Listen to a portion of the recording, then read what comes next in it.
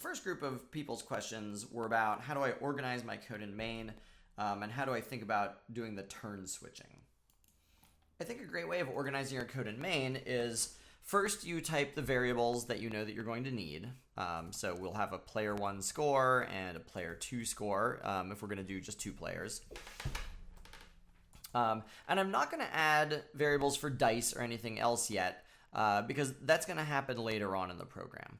I'm going to do this in pseudocode so that you can have a chance to do it in actual code.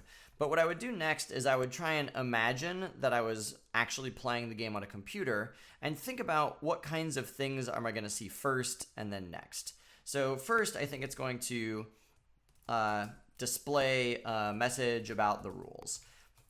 Is this important for you to actually program in your version? Maybe not. But if I was going to imagine programming one that I'd actually want to play, we'd start out with what's the rules.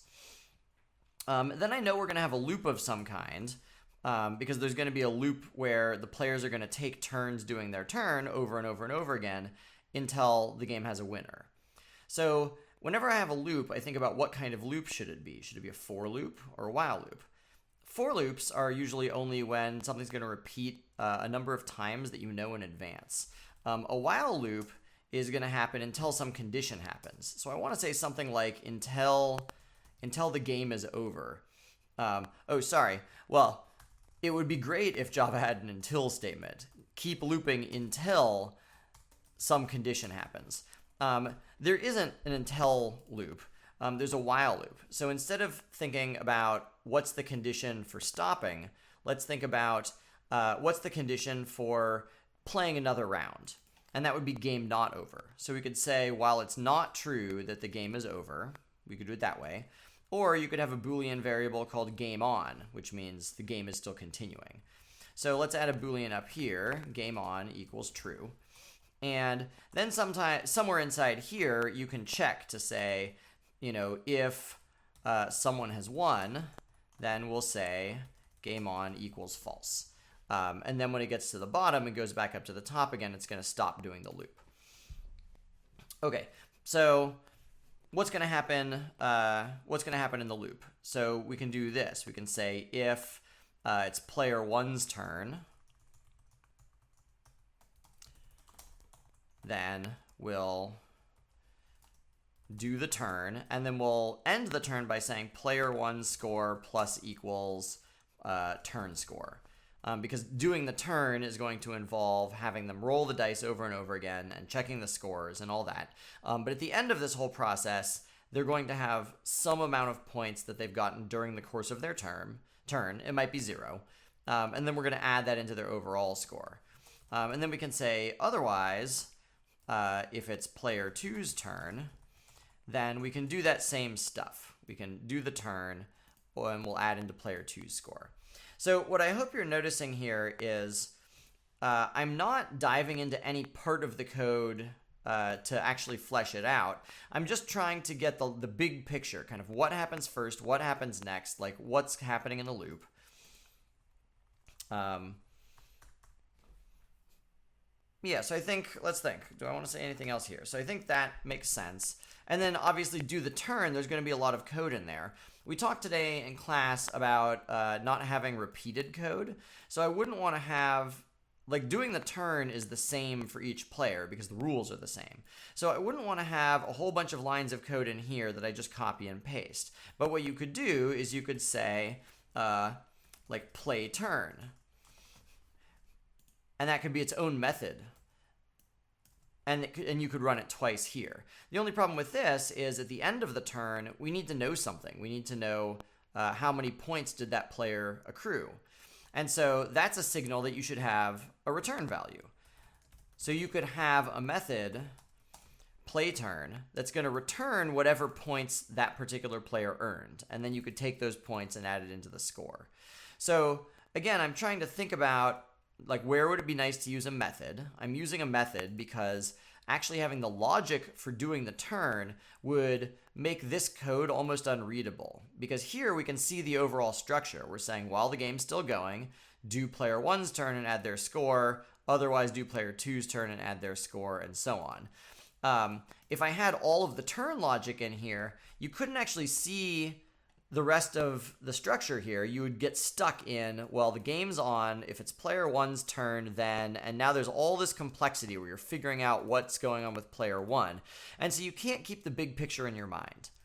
So that's a great reason to use the method. It's to help you offload some of the complexity to somewhere else in the code. Because here, we don't have to understand like what happens in a turn. We just have to know that that's what's going to happen. I guess I forgot something crucial, which is how does the turn taking work, right? We have player one score, player two score. If we're going to know whose turn it is, we need a variable for that. So you could do it this way. You could say like current player, and current player could be either 1 or 2. That would be an easy way to do it. And so then to ask if it's player one's turn, you would ask if current player equals 1. Otherwise, if current player equals 2. Well, how do you actually change whose turn it is? Let's find the place where it's the end of player one's turn. At the end of player one's turn, let's set current player to be 2. At the end of player two's turn, we could set current player to be 1. That would be a great way to do it.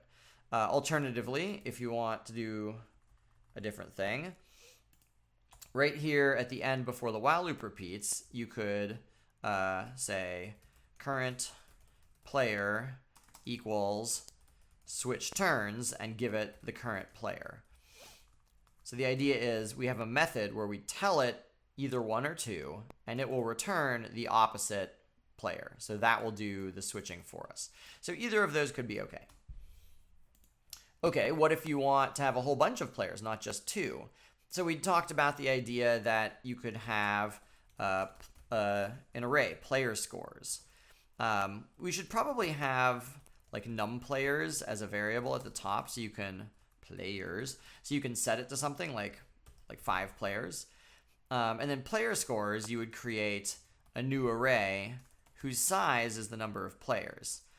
Now, current player, it shouldn't be 1 or 2. I think it makes most sense for it to be an index in this array. Because this array, when you first create it, it looks like this. The array looks like 1, 2, 3, 4, 5 zeros.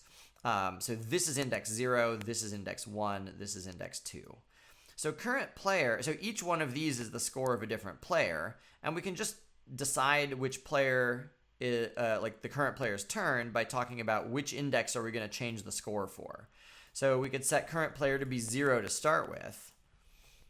If it's time to change the player's turn, all we have to do is add 1, but then we have to check if we added 1 and we're off the end of the array, like reset it back to 0 again. And that actually lets us simplify here because we don't need to have if statements for the different player turns. We can just say, let's play the turn. Now we have the turn score. And then player scores, like we want to take a particular variable from player scores and add in the turn score. Which variable from the player scores list do we want? It depends on who the current player is. So if we wanted to change player 0's score, we would do this. Player 1's score, we'd do that. Player 2's score, we'd do this. So that's why we have current player, because current player literally tells us what index in the array is the current player, and that's exactly the variable that we want to add the turn score to. And then, oh, I wanted to auto format, but you can't auto format if it's pseudocode. Okay, there we go. And then, like I said, the way that you could change the player is you could say current player plus plus, and then you'd say if current player is off the end of the array, then reset current player back to 0, something like this. So that's a nice way of thinking about it if you have multiple players. All right, well, what happens inside play turn? You'd have to do that whole process all over again. So outside of the main method, you could do public int play turn. Remember, the int that we're returning is the turn score. And then you go through the same process again. It's like, well, we need a turn score at the beginning of the turn, and we're going to do something over and over again. So we'll need a loop of some kind.